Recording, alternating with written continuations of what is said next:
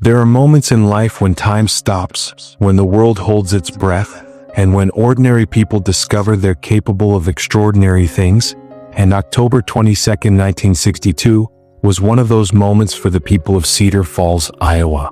Picture, if you will, a crisp autumn morning when the maple leaves painted Main Street in shades of amber and gold. The kind of morning where you could smell wood smoke from every chimney and hear the gentle creak of screen doors as neighbors stepped out to collect their milk bottles. This was Cedar Falls in 1962, population 4,847, where everyone knew everyone, where secrets were harder to keep than Sunday dinner warm, and where the most exciting news usually involved the high school football team or Mrs. Henderson's prize-winning apple pie at the county fair.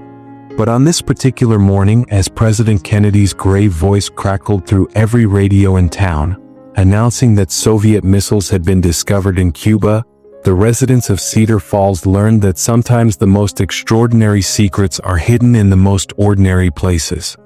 Martha Kellerman was 63 that October, a widow who ran the town's general store with the efficiency of a Swiss timepiece and the warmth of a grandmother's hug.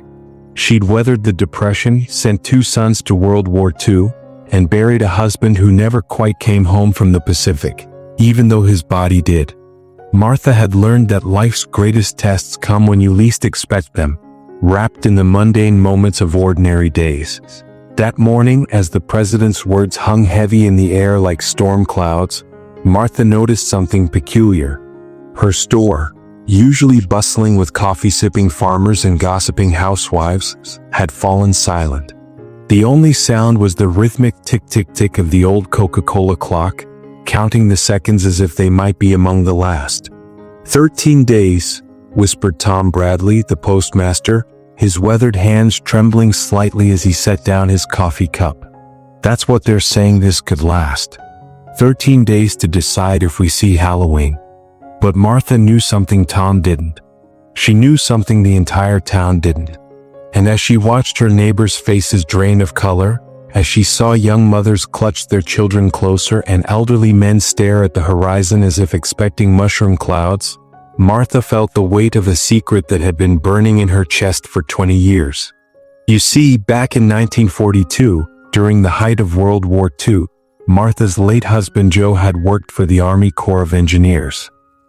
He'd come home one evening, his usual cheerful demeanor replaced by something Martha had never seen before, a mixture of pride and terror that made her stomach clench with worry. "Martha," he'd said, sitting heavily at their kitchen table, the one with the red checkered tablecloth her mother had sewn. "There are things in this world that God never intended for man to know. Things that make you question whether we're protecting our children or dooming them." He never spoke of his work again, but Martha noticed things. Late-night phone calls that sent him rushing out into the darkness. Blueprints hidden in the barn that he thought she hadn't seen. Men in dark suits who visited when they thought she was at her sister's house. And most telling of all, the way Joe would sometimes stand at their bedroom window in the pre-dawn hours, staring toward the old Henderson farm on the outskirts of town, his shoulders carrying a burden she couldn't understand. Joe died in 1954, taking his secrets with him. But secrets, Martha had learned, have a way of refusing to stay buried. Now, 8 years later, as the Cuban Missile Crisis gripped the nation in fear, Martha found herself walking past that same Henderson farm, now abandoned, its weathered barn leaning like an old man against a fierce wind. She'd walked this route 1,000 times over the years, but today something was different. Today, as tensions with the Soviet Union reached a fever pitch, Martha noticed tire tracks in the dust. Fresh ones. The first twist came not as a revelation, but as a memory. Standing there in the autumn afternoon light, Martha suddenly recalled something Joe had muttered in his sleep during those troubled years. "If they ever find out what's buried beneath Henderson's barn, we'll all be heroes or we'll all be dead. Heroes or dead." The words echoed in Martha's mind as she approached the barn, her sensible shoes crunching on fallen leaves. The massive doors, which had been padlocked for years, now stood slightly ajar. Through the gap, Martha could see something that made her heart race, a soft amber glow emanating from somewhere beneath the barn floor. What Martha discovered when she pushed open those creaking doors would change everything she thought she knew about her quiet little town, her late husband, and the thin line between bravery and treason. The barn floor had been pulled up, revealing a concrete staircase descending into the earth. The amber glow was coming from below, along with the quiet hum of machinery that sounded almost sophisticated. Too sophisticated for rural Iowa in 1962. Martha descended those stairs with the same careful determination she'd used to navigate every challenge in her 63 years. At the bottom, she found herself in a room that belonged more in Washington, D.C. than Cedar Falls, Iowa. Maps covered the walls, not just of Iowa or even America, but of Cuba, the Soviet Union, and shipping routes across the Atlantic. Radio equipment lined one wall, its dials glowing and speakers crackling with voices speaking in languages Martha didn't recognize. But it was the man sitting at the central console who delivered the second twist. A twist that nearly brought Martha to her knees. "Hello, Martha," said a voice she thought she'd never hear again. "I wondered when you'd finally find your way down here." Joe Kellerman turned around in his chair, 20 years older but unmistakably alive. His eyes carrying the same mixture of love and sorrow they'd held the day she'd buried an empty coffin. "The funeral," Martha whispered, her voice barely audible above the humming equipment. "Was necessary," Joe finished gently. "There are some prices too high for one person to pay alone, Martha. Some secrets too dangerous for the people you love to carry." For 20 years, Joe explained, he'd been living in the shadows, part of a network that most Americans would never know existed. A network of ordinary people in ordinary towns, monitoring, listening, and when necessary, acting to protect their country from threats that could end civilization itself. "Cedar Falls," Joe said, his weathered hands gesturing toward the maps, "sits at the center of communication routes between the east and west coasts. Every radio signal, every telephone call, every piece of intelligence that moves across this country passes somewhere near here. We've been listening, Martha. For 20 years, we've been listening." The third twist came as Joe showed Martha what they'd been hearing over the past 13 days of the Cuban Missile Crisis. Soviet submarines closer to American shores than the public knew. Communications between Cuba and Moscow that revealed just how close the world had come to nuclear war. And most chilling of all, evidence that some of the missiles in Cuba were pointed not just at Washington or New York, but at strategic targets throughout the American heartland. "They know about places like Cedar Falls," Joe said quietly. "They know that if they want to cripple America, they don't just hit the big cities. They hit the heart. The small towns where people still believe in each other, where communities still matter, where the real strength of this country lives." But the fourth twist was the one that changed everything Martha thought she understood about heroism, sacrifice, and the true meaning of love. "I'm not the only one, Martha," Joe said, his eyes meeting hers with an intensity that reminded her of their wedding day 42 years ago. "Tom Bradley, he's been encoding and transmitting intelligence through the postal system for 15 years. Dr. Harrison has been treating patients who are actually agents, using his medical practice as a cover for safe house operations. Even Agnes Morrison at the church has been passing messages through her choir practice announcements." Martha's legs gave out, and she sank into a nearby chair as the full scope of it hit her. Her entire town, her neighbors, her friends, people she'd shared coffee and gossip and Sunday dinners with for decades, had been living double lives, protecting a secret that could mean the difference between freedom and annihilation. "But why?" Martha asked, her voice breaking. "Why didn't you tell me? Why let me grieve? Why let me spend 20 years thinking you were dead?" Joe's answer delivered the fifth twist, one that spoke to the deepest truths about love and sacrifice that only those who've lived through real hardship can understand. "Because," Joe said softly, "the greatest love sometimes means letting someone hate you to keep them safe. The Soviets, Martha, they know how to find leverage. They know that the best way to control someone is to threaten what they love most. As long as you thought I was dead, as long as you grieved and moved on, you were safe. You were free. The room fell silent except for the crackling of radio static, and Martha understood, perhaps for the first time in her life, the terrible mathematics of love during wartime. How many husbands, wives, parents, and children had made similar sacrifices? How many empty graves held not bodies but the weight of impossible choices? "The crisis," Martha said finally. "How close are we?" Joe's expression grew grave as he turned to the radio equipment. "Closer than anyone knows. There's a Soviet submarine out there, Martha. B-59. It's been underwater for hours, lost contact with Moscow, and it's carrying a nuclear torpedo. The captain thinks war has already started. He's 15 minutes away from launching, and if he does..."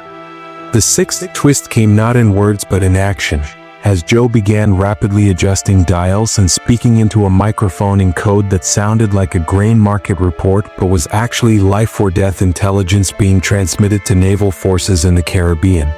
"You see, Martha," Joe said as he worked, "this isn't just about missiles in Cuba. It's about one submarine captain who's scared, alone, and about to make a decision that could end the world. And right here from Henderson's barn in Cedar Falls, Iowa, we might be the only people who can stop him." Martha watched her husband, her living, breathing, very much alive husband, work with the practiced efficiency of someone who'd been carrying the weight of the world for 20 years. She thought about all the times she'd felt alone, all the nights she'd wished for one more conversation, one more chance to say goodbye properly. And she realized that some goodbyes aren't endings, they're beginnings of a different kind of love, one that grows stronger in silence and blooms in sacrifice. The seventh twist came an hour later, when the radio crackled with news that B-59 had surfaced and was returning to port. The message Joe had transmitted, a grain market report that was actually confirmation that American naval forces were conducting practice exercises, not preparing for war, had reached the submarine through a chain of communication that stretched from a barn in Iowa to the depths of the Caribbean Sea. But the eighth and most profound twist was yet to come. As the sun set over Cedar Falls that evening, as families gathered around dinner tables and children played in yards where they'd almost become memories, Martha walked with Joe through their town with new eyes. She saw Tom Bradley not just as the friendly postmaster, but as a man who'd been encoding the hopes and fears of a nation into zip codes and postmarks. She saw Dr. Harrison not just as the town physician, but as someone who'd been healing wounds that most people would never know existed. And she understood something that changed her perspective on everything she'd experienced in her 63 years. Heroes aren't the people who seek recognition for their courage. Heroes are the people who choose to carry burdens in silence, who sacrifice their own peace for others' safety, who love so deeply that they're willing to be forgotten if it means their loved ones can live free. The ninth twist came the next morning, when Joe told Martha that the crisis was over, but their work was not. There would be other threats, other secrets, other impossible choices. And there would always be the question that haunted every person who'd chosen this life. Was the price of freedom worth the cost of living it? "I can go back," Joe said quietly, sitting at their kitchen table, the same one with the red checkered tablecloth, the one where he'd shared his first fears 20 years ago. "I can disappear again and you can continue the life you've built." Or, Martha asked, though she already knew what he was offering. "Or you can join us. Really join us. Help us carry the weight that keeps the world turning. But Martha, if you choose this path, there's no going back. There will be more funerals, more goodbyes, more nights when you question whether we're the heroes or the villains in this story." Martha looked around the kitchen where she'd spent 20 years learning to live with loss. 20 years discovering that strength isn't the absence of fear but the decision to act in spite of it. She thought about all the small-town wisdom she'd accumulated, that the best pies come from patient kneading, that the strongest friendships are forged in the quietest moments, that love isn't just what you say but what you're willing to sacrifice. And she made a choice that delivered the 10th and final twist, one that would echo through the rest of her days and define what it truly means to live a life of meaning. "Joe," Martha said, reaching across the table to take his weathered hand in hers, "I've been carrying secrets too. All these years, I knew. Not the details, not the how or where or why, but I knew. You think I didn't notice the way you looked at maps? Or that you thought I never saw those blueprints? You think I didn't know that the man I buried wasn't really dead, but was just someone who loved me too much to let me share his burden? Joe's eyes widened as Martha continued, her voice growing stronger with each word. I've spent 20 years preparing for this moment, Joe. Learning to run this store not just as a business, but as a place where people feel safe talking, where information flows as naturally as coffee. Do you really think it's an accident that every important person in this town finds their way to my counter eventually? That every secret, every worry, every piece of gossip passes through these doors? The final twist, the one that brought tears to Joe's eyes and revealed the true depth of love that can exist between two people who understand that some bonds transcend even death itself, was Martha's quiet admission. I've been part of this network longer than you have, my dear husband. Who do you think has been making sure Cedar Falls stayed the kind of place worth protecting? Who do you think has been watching over all those agents and their families, making sure they had everything they needed to keep doing their jobs? You thought you were protecting me by staying away, but I've been protecting all of you by staying exactly where I belonged. As the morning sun streamed through the kitchen window, painting everything in shades of gold and hope, Joe and Martha Kellerman sat together at their red checkered table, finally understanding that the greatest secrets aren't the ones we keep from others, but the ones we keep about ourselves, about our capacity for love, for sacrifice, for courage that runs deeper than any fear. Cedar Falls continued its quiet existence, its residents never knowing how close they'd come to becoming a memory, never understanding that their ordinary lives had been preserved by neighbors who chose extraordinary love over ordinary safety. The town's secret remained buried beneath Henderson's barn, along with all the other secrets that free people carry in silence. And in the years that followed, as the Cold War continued its dangerous dance and new threats emerged from unexpected corners of the world, Martha and Joe worked side by side, proving that the strongest defense against those who would destroy our way of life isn't walls or weapons, but ordinary people who choose to love their neighbors more than they fear their enemies. You know, they say the Cold War ended in 1991, but those of us who lived through it understand that it never really ends. It just changes shape, finds new shadows to hide in, new fears to exploit. But here's what I learned from Martha and Joe and all the heroes whose names will never appear in history books. The real victory isn't defeating your enemies, it's becoming the kind of people worth defending. It's building communities where secrets are kept not out of fear, but out of love. It's understanding that sometimes the greatest courage is simply choosing to trust that ordinary people, when tested, will do extraordinary things. So the next time you're in a small town like Cedar Falls, sitting in a diner or shopping in a general store or passing time on a front porch swing, remember this. You might be surrounded by heroes who will never tell you their stories, people who've chosen love over recognition, sacrifice over comfort, hope over fear. And maybe, just maybe, you'll find the courage to become one of them yourself. After all, in a world that sometimes seems determined to tear itself apart, the most revolutionary act might just be choosing to hold it together, one quiet conversation, one shared meal, one act of ordinary courage at a time. What's your own story of quiet courage? Share with us in the comments below the moments when ordinary people in your life chose love over fear, sacrifice over safety. Because every small town, every neighborhood, every family has heroes whose stories deserve to be remembered.